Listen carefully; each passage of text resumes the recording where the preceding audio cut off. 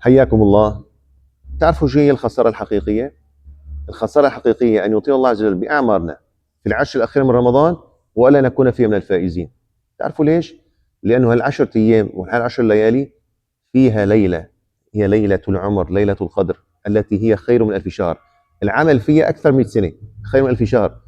ويقول صلى الله عليه وسلم: من قام ليلة القدر إيمانا واحتسابا غفر له ما تقدم له من ذنبه. طيب، كيف بدي أفوز؟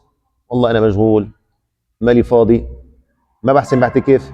ليش؟ مين قال لك ان انت لازم تعتكف حتى تفوز بليله القدر؟ لا، ليس شرط الاعتكاف. بعض الامور البسيطه السهله الهينه اللينه الخفيفه كل واحد منا بيحسن يسويها حتى لو كان مشغول. ايش هي الاعمال؟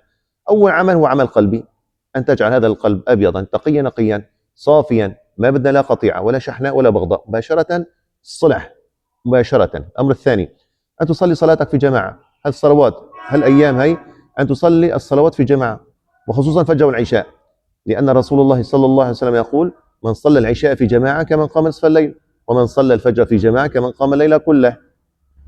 أن تحافظ على التراويح مع الوتر مع الإمام، كما أخبر صلى الله عليه وسلم: من قام مع الإمام حتى ينصرف كتب له أجر قيام الليلة.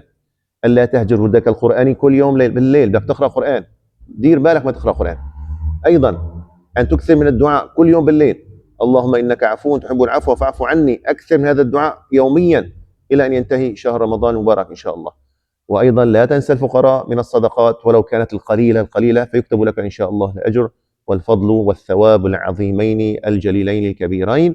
اللهم بلغنا ليلة القدر واكتبنا فيها من الفائزين.